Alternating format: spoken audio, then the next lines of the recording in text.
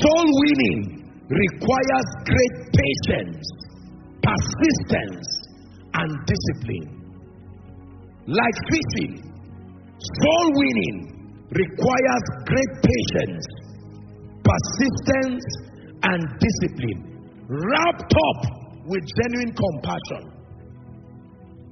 Oh, you must add that one. Soul winning is a game without compassion.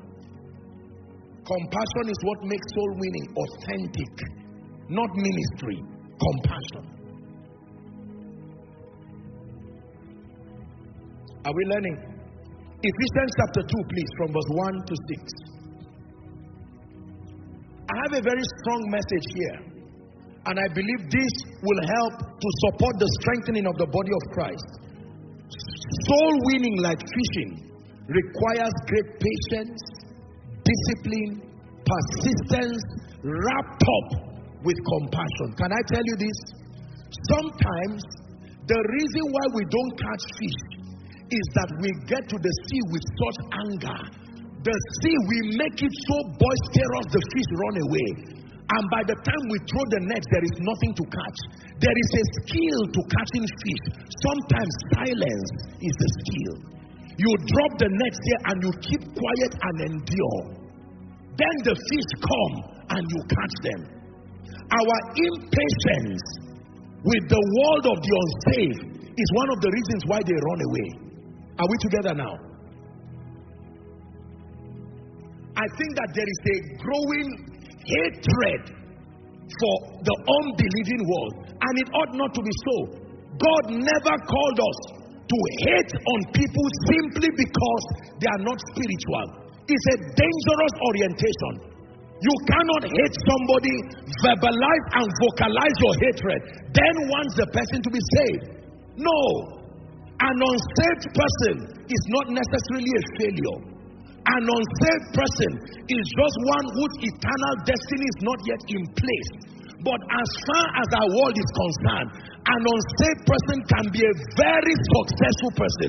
Don't downplay their results. You cannot hate on a people and want them to be saved. No. Are we together?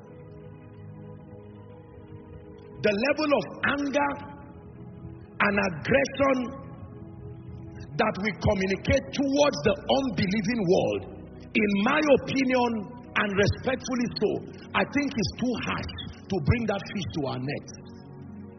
Now, we're not called into the ministry of condoning just whatever, but there's something you need to know about an unsaved person. An unsaved person is under the influence of the prince of the power of the air. Give us Ephesians 2. Let me show you something. Ephesians 2, please, from verse 1. And you hath he quickened, who were dead in trespasses. Did you see that? Dead in what? Trespasses and sin. That is the state of an unsaved person. Verse 2. When in time past, Paul was reminding the church in Ephesus that once upon a time you were like this too. Ye walked according to the course of this world, according to the prince of the power of the air, the spirit that now currently walks in the children of disobedience. There is a spirit that makes the unsaved behave the way they behave. Are we together? They are not just doing it, they have their will, but that will has been hijacked and manipulated. When you look at an unsaved person from this lens, it will plant compassion, not hatred.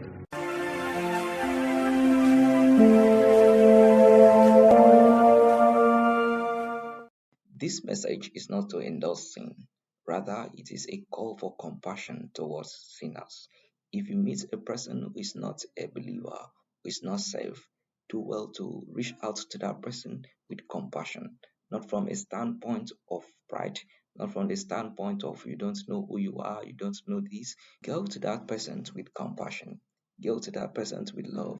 Go to sinners with the mindset that you were once a sinner, but God has saved you, God has loved you, and you will see great change even in your ministry. Thank you for always visiting this channel. For more videos like this, do not forget to subscribe and also share this video with all your friends. See you in our next video. God bless you.